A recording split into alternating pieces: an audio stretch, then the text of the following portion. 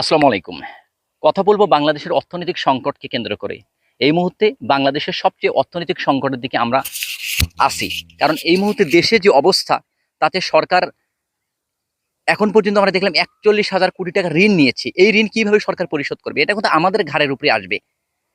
আমাদের এই নিত্য প্রয়োজনীয় জিনিসপত্রের দাম বাড়তেছে আমাদের। তাহলে আমরা যে জিনিসটা আজকে ৳৫ দিয়ে কিনতাম, সেটা আমাদেরকে পরবর্তীতে ৳৬০ দিয়ে কিনতে হবে।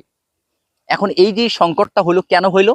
সারা বিশ্বে একটা মন্দার সৃষ্টি হয়েছে একটা, আমরা জানি। এই মন্দার সৃষ্টির জন্য এই সংকটটা হয়েছে। তবে আমাদের দেশে শুধুমাত্র এই মন্দার কারণে না, আমেরিকা বা ইরানের যুদ্ধের কারণে এই সমস্যাটা না। আমাদের এই দেশের সমস্যা অনেক আগ থেকেই। কারণ আমাদের দেশে গণঅভ্যুত্থান হওয়ার পরে এই দেশে অসংখ্য মিল ফ্যাক্টরি বন্ধ হয়ে গিয়েছেন। দেখেন, অর্থনৈতিক সংকট যে আজকে শুরু হয়েছে, এটা যদি আমরা সমাধান করতে চাই, তাহলে আমাদের মূলত কৃষি উৎপাদন, এই যে আমার পিছনে দেখতে পাচ্ছেন আপনারা যে কৃষি, সে কৃষি উৎপাদন বাড়াতে হবে আমাদেরকে। আমাদের রপ্তানি বাড়াতে হবে। রপ্তানি কি? আমাদের যে গার্মেন্টস সেক্টর, যে সেক্টরটা আছে, এটার অটোমেটিকলি আমাদের দেশে অসংখ্য গার্মেন্টস সেক্টর বন্ধ হয়ে গেছেন এই যে ডক্টর মোহাম্মদ ইউনূসের আমলে। সেই গার্মেন্টস সেক্টরের রপ্তানি বাড়াতে হবে। আমাদের দেশে প্রবাসী যে আয়টা আছে, যারা প্রবাসী টাকা পাঠায় যারা, তাদেরকে রেমিটেন্সটা আরো ভালোভাবে বেশি করে পাঠাতে হবে, এবং সেটা পাঠাতে হবে সরকারি মাধ্যমে, ব্যাংকের মাধ্যমে পাঠাতে হবে। বিভিন্নভাবে এই যে হুন্ডির মাধ্যমে যে পাঠায়, এতে লস হয়ে যায় আমাদের। আমাদের দুর্নীতির যে সেক্টরটা আমাদের বাংলাদেশের সবচেয়ে বড় ভয়াবহ অবস্থা, এই দুর্নীতি কিন্তু আমাদের দেশটাকে একবারে ধ্বংস করে দিয়েছে। দুর্নীতিতে যারা করে, এই দুর্নীতির স্বচ্ছতা, দুর্নীতি রোধ করার জন্য সরকারের কঠোর অবস্থানে চাইতে হবে এখন। এছাড়া কোনো বিকল্প নেই। অর্থাৎ যারা দুর্নীতি করবে তাদের ১০ বছর ২০ বছর মতো জেল হবে। এমনকি মৃত্যুদণ্ড দেওয়া দরকার। আরো আছে অপরিকল্পিত কিছু অবকাঠামো বা কিছু উন্নয়ন, যেগুলোর প্রয়োজন নেই। আমরা দেখলাম এই মুহূর্তে বাংলাদেশের অসংখ্য, যেমন আমাদের গাইবান্ধার কথা যদি বলি, সেখানে একটা টার্মিনাল করা হয়েছে ১৪৫ কোটি টাকা, যেটা কোনো কাজে আসতেছে না, কয়েক বছর থেকে পড়ে আছে। এবং রংপুর সহ বিভিন্ন বিভাগীয় জেলায় শিশু হাসপাতাল নির্মাণ করা হয়েছে, যে হাসপাতালগুলো কোনো প্রয়োজন ছিল না, এবং করার পরে ওই হাসপাতালে কোনো চিকিৎসা করা হচ্ছে না।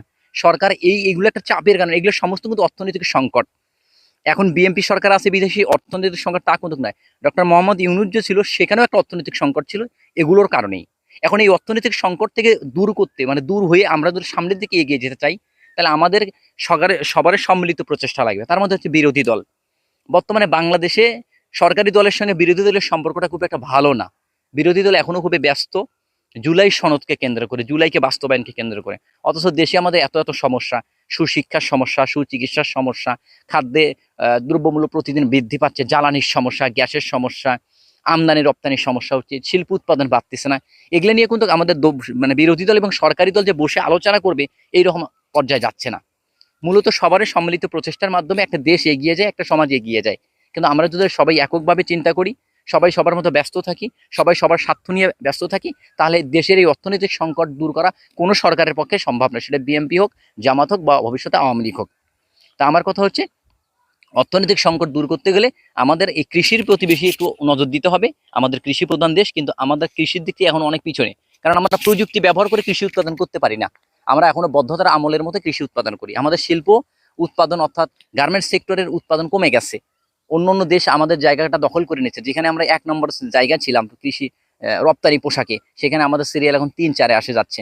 এটা করা যাবে না। এবং আরো যে দুর্নীতির, বিশেষ করে দুর্নীতির ক্ষেত্রে আমাদের জিরো টলারেন্স করতে হবে। এবং একই সঙ্গে অবকাঠামো, যেগুলো অপরিকল্পিত অবকাঠামো, অপরিকল্পিত উন্নয়ন, এগুলোর কোনোভাবে যেন না হয়, এগুলোর থেকে যদি সরকার আহ সঠিক পদক্ষেপ নিতে পারে এগুলোর বিরুদ্ধে, তাহলে, এবং বিরোধী দল যদি সহযোগিতা করে, তাহলে আমাদের অর্থনৈতিক সমস্যা সমাধান করে আমরা দ্রুত এগিয়ে যেতে পারবো।